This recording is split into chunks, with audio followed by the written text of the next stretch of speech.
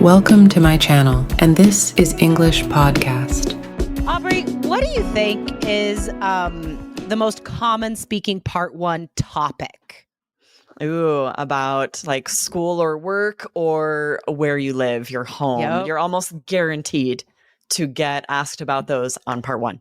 Exactly. So, guys, in IELTS speaking part one, the first group of questions will always be about school or work or hometown, right? So you'll have to describe the place you live or the city you live in, or work or school. Okay. The first group of questions, always about those things. So today we are going to give you sample part one answers about house and home. And we're also going to point out how British English might cause some American English learners or speakers some issues on the speaking test. Yeah, if you already live in the States and you're very used to the vocabulary we use in America, and then maybe you move to England and take IELTS there, or lots of places in the world where they would be more likely to use vocabulary that would be used in England, that might trip you up if you're not familiar.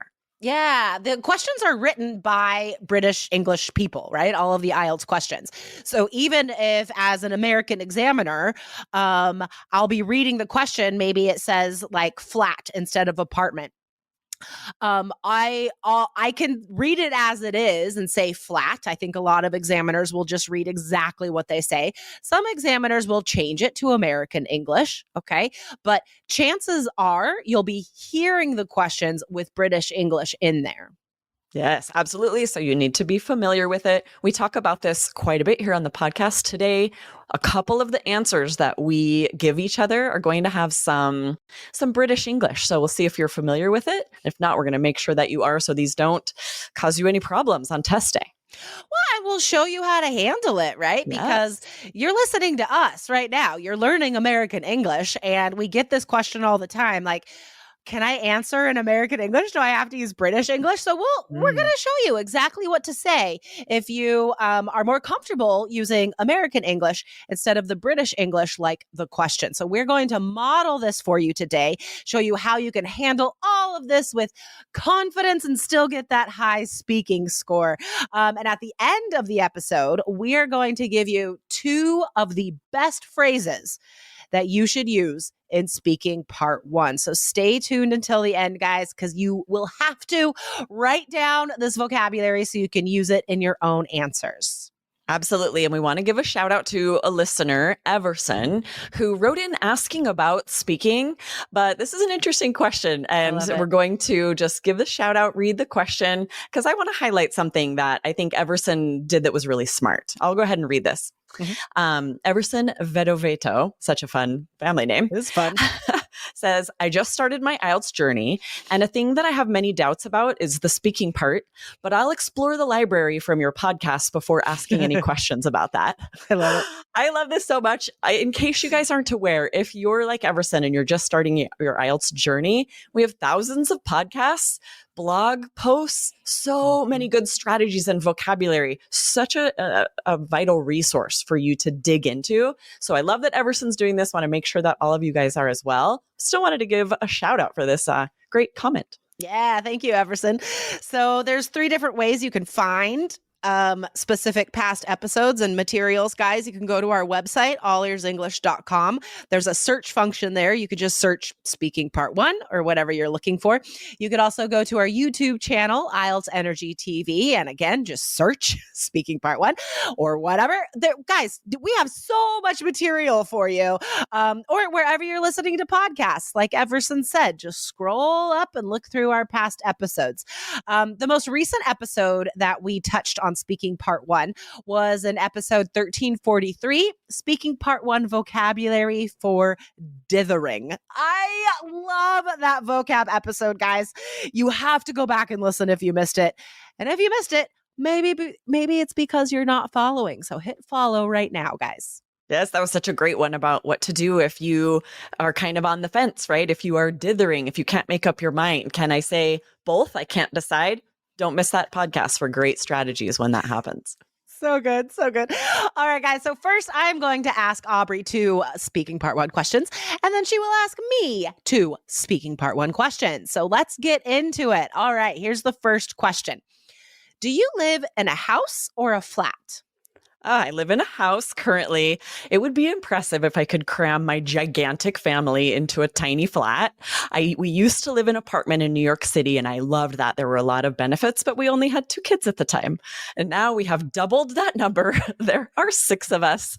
So we needed a little more space. We had to move to the burbs. We had to move to the suburbs in order to have a place that was big enough to accommodate all of us. That was so good, guys. I'm going to give you a couple vocab phrases to take away, and then I'll ask Aubrey another question. So first, the verb cram. You know, even if you don't live in a small place, it doesn't matter what size place you live in, you're going to fill it up with stuff. Always. That's just what happens. So no matter where you live, even in a big place, you could use this, right? Cram just means you're fitting a lot of stuff into one space, right? So I cram a lot of artwork into my home. The walls are covered. I have a whole section that's just for making art, right? We cram stuff in.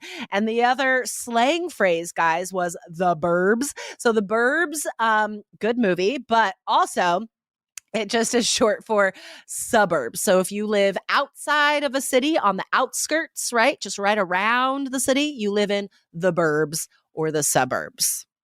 Nice. Awesome. All right. All right. Next question. How long have you lived in that house? Ooh, we moved here when my twins were new babies.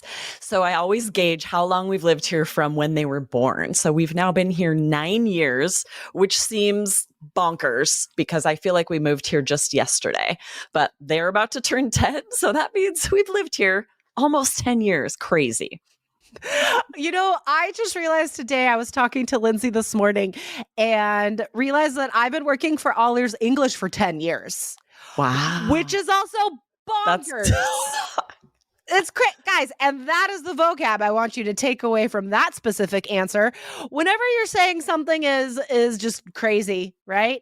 Don't just say crazy. That's boring as all get out. Say bonkers or bananas. I love saying bananas is really fun. Crazy. And a little bonus phrase there to say something is blank as all get out, boring as all get out, which is a much more native and interesting way instead of saying very or extremely boring, right? Or fun as all get out. We can use that this is an adverb phrase for anything, guys. Let's take it back to the word cram. You could be like, my house is crammed as all get out. Like just anything.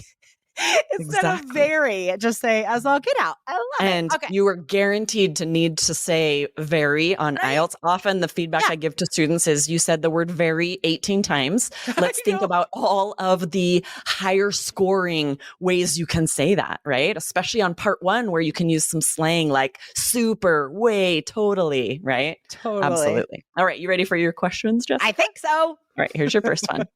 What do you like about where you live? I love that I can see trees from every window.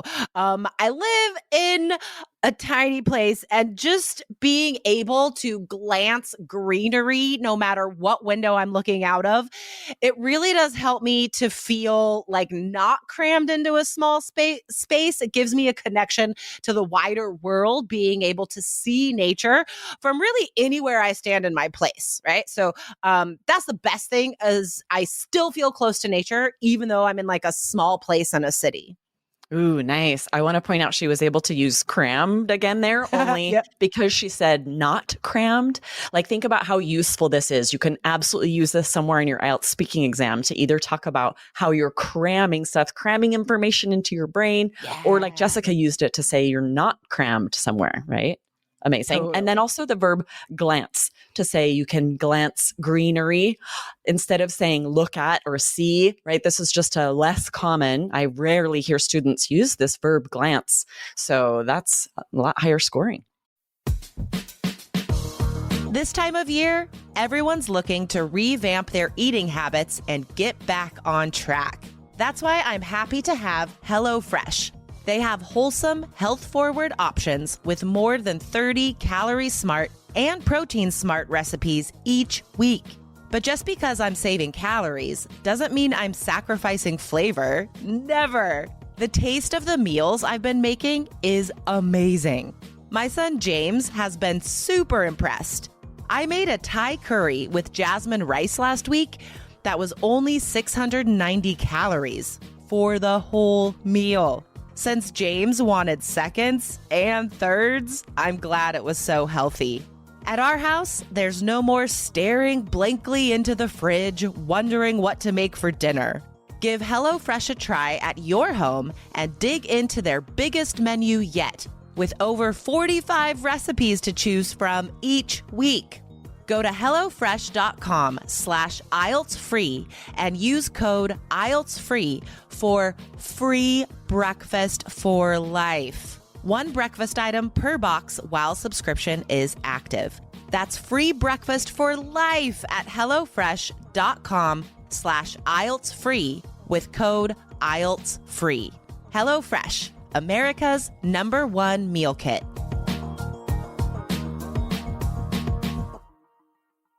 Awesome. All right. One more, and then we're going to tell you guys the 2 best phrases to take away from today. All right, last one. Is there a garden in the place where you live? Okay, so this is tricky because I know garden in British English is more like a yard, like having like grass or a yard outside your domicile. But to me, a garden is like a specific place for growing vegetables and herbs and stuff like that. So I have neither. Funnily enough, because I live in a condo, so I don't have a yard or a garden. I do put potted plants on my balcony though, and I try to grow some food every summer. Nice. Oh, really nice. We are going to chat in just a second too about how we've handled this British English in these questions. But first, I want to highlight the word domicile. You are likely to get questions about your home or your apartment, and you don't want to say apartment over and over or house or flat, right? You need higher scoring parallels, synonyms, and domicile is a really good one. I've never heard a student say domicile, so it'd be band 9, right? So if you catch yourself about to say apartment again or home again, instead say domicile. So good. So useful for speaking and writing, that word. Guys, so we've shown you 2 ways you can sort of handle and incorporate the British English into the American English that you are most likely more comfortable using. So the first question I asked Aubrey was, do you live in a house or a flat? She just said flat. Like, you just use the word from the question. That's fine. Like, you don't have to stop and say, well, flat means apartment. So like you can if you want, but you don't have to, right? No, you just say, I mean, flat is apartment. This is a basic like British English word, right? So you just said it. That was great.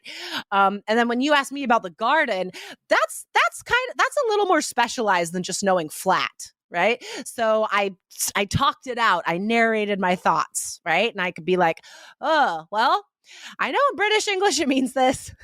And in American English it means this. Yes, both of those strategies work great. And if you're not aware of that, like say you didn't realize that in British English, garden means more of like a yard, like just the grass out front, and you answer about your vegetable garden or your flower garden, that is also going to be an acceptable answer. This examiner realizes what garden means in American English. You are not going to be docked for that.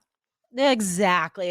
And that's probably a very important takeaway, guys, today is that it doesn't matter if you're using British or American English. It doesn't matter if you interpret the question in the American English way or the British English way. Either way is fine, okay? You are not scored on using one or the other, okay? As long as what you're saying is correct in one of those, American or British English, you are fine. Yes. All right. Let's share our 2 best vocabulary phrases from today that you definitely want to add to your notebook, practice using in IELTS sample answers. The first one is as all get out. This is a band 9 replacement for saying very or extremely, right? If you can instead say amazing as all get out instead of very amazing, that is pushing up your vocabulary scores. Yeah. So the phrase goes after any adjective, guys, instead of saying very. Exciting as all get out, boring as all get out, whatever. It works. And then the second phrase, guys, is cram. It means put a lot of something somewhere. So put a lot of information into your brain. Cramming vocabulary into your head, cramming stuff into your apartment, whatever, it works. Yes. And for both of these, use interesting intonation. It would sound really strange to be like, I cram a lot of things into here, or that was boring as all get out. These phrases are interesting. They're unique. So give them the space they need to hit them a little harder, get some varied intonation there to help your pronunciation score as well.